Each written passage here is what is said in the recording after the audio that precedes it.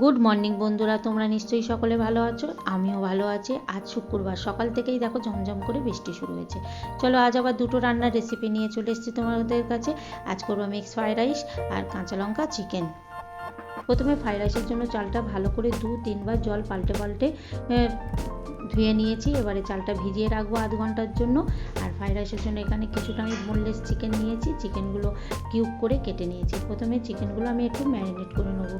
দিয়ে দেবো আদা রসুনের পেস্ট 1 চামচ, পরিমাণ মতো লবণ, 1 চামচ গোলমরিচের গুঁড়ো আর একটা লেবুর 4 ভাগের 1 ভাগ দিয়ে এবার চিকেনটা ভালো করে ম্যারিনেট করে রেখে দেবো। এবার গ্যাসে কড়াই চাপিয়ে দিলাম। দিয়ে দেবো সাদা তেল বা সয়াবিন অয়েল। তেলটা গরম হলে দিয়ে দেবো চিকেনটা ভালো করে ভেজে নিয়ে তুলে রেখে দেবো। এবার ওই কড়াইতে আর কোনো তেল দেবো না। আগে থেকে আমি একটা বাটিতে 2টো ডিম পরিমাণ মতো লবণ দিয়ে ফেটিয়ে রেখেছিলাম। ওই তেলের মধ্যে আমি সেই ডিম দুটো দিয়ে দেবো।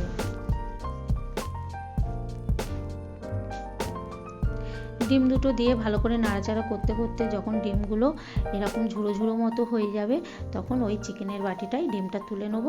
আর এদিকে আমি ফ্রাইড রাইসের জন্য জল বসিয়ে দিয়েছি একটা হাঁড়িতে।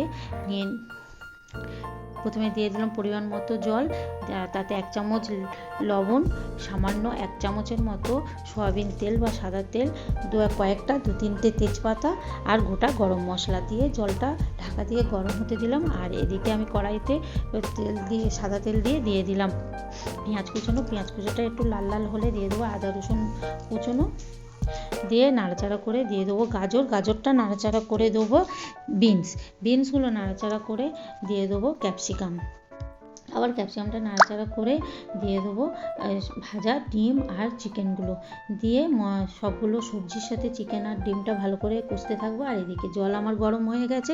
ফ্রাইড রাইসে দিয়ে দেবো চালটা দিয়ে ঢাকা দিয়ে আবার ভাতটা হতে দেবো। আর এদিকে দেখো আমার সব সবজিগুলো ভাজা হয়ে গেছে। ভালো করে নাড়াচাড়া করে এবারে তুলে নেবো। এদিকে আমার ভাতটাও প্রায় হয়ে এসছে। ভাতটা পুরোটা করব না, প্রায় 80% মতো ভাতটা সিদ্ধ করে নেবো। ভাতটা এবারে নামিয়ে নিয়ে একটা থালায় আমি ছড়িয়ে নিয়েছি, যাতে একটার সাথে আরেকটা ভাত না লেগে যায়। এবারে গ্যাসে হাঁড়িতে দিয়ে দিলাম। এই হাঁড়িতেই আমি মিক্স ফ্রাইড রাইস করবো। দিয়ে দেবো নিচে প্রথমে 1 চামচের মতো ঘি, ওপর থেকে কয়েকটা তেজপাতা। এবারে লেয়ার করে আমি ভাতটা দিয়ে দেবো। এবার লেয়ার করে দেওয়ার পর উপর থেকে দিয়ে দেবো 1 চামচের মতো আবার ঘি, সামান্য লবণ আর সামান্য পরিমাণে চিনি দিয়ে ওপর থেকে ভাজা সবজিগুলো আবার চারপাশে ছড়িয়ে দিয়ে এর উপরে আবার আর একটা লেয়ার আমি ভাত দিয়ে দেবো। আমি অনেকটা বিরিয়ানি স্টাইলের ফ্রাইড রাইসটা মেশাচ্ছি। এবার ওপর থেকে আবার ঘি দিয়ে দেবো লবণ আর চিনি দিয়ে আর বাকি যে সবজিগুলো ছিল সেগুলো ওপর থেকে আবার ছড়িয়ে দিয়ে ওপর থেকে বাকি ভাতটা দিয়ে দেবো।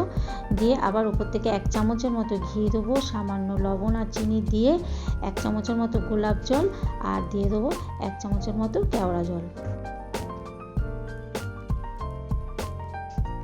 দিয়ে খুব হালকা হাতে একটু নাড়াচাড়া করে নিয়ে হাঁড়ির মুখটা ঢাকা দিয়ে দুপাশটা ধরে এরকম ঝাঁকিয়ে নিলেই আমার রেডি মিক্সড ফ্রাইড রাইস। চলো এবারে কাঁচা লঙ্কা চিকেনটা শুরু করি।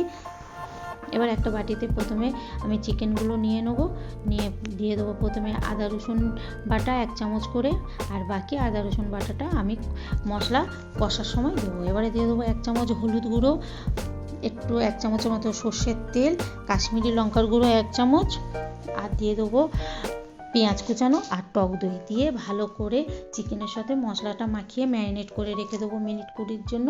ততক্ষণ আমি গ্যাসে একটা কড়াই বসিয়ে দিয়ে দেবো সর্ষের তেলে চিকেনের আলুগুলো লাল লাল করে ভেজে নেবো। আর আমি কোনো তেল ব্যবহার করব না, ওই সর্ষের তেলেই আমি চিকেনটা করব। দিয়ে দেবো তেজপাতা, গোটা গরম মশলা আর যেহেতু কাঁচা লঙ্কা তাই 4-5টা কাঁচা লঙ্কা দিয়ে নাড়াচাড়া করে দেবো পেঁয়াজগুলো হালকা লাল লাল হয়ে গেলে দিয়ে দেবো বাকি আদা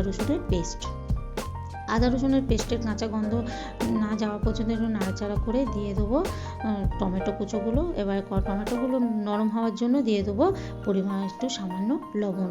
এবারে টমেটোটা নরম হয়ে গেলে ম্যারিনেট করা চিকেনটা আমি এবারে দিয়ে একটু নাড়াচাড়া করে ঢাকা দিয়ে আমি চিকেনটা কষিয়ে নেব। মাঝখানে একবার ঢাকনা খুলে নাড়াচাড়া করে কষিয়ে নেওয়ার সময় আমি আলুগুলো দিয়ে দিয়েছিলাম, সেই ক্লিপটা আমার নেওয়া হয়নি।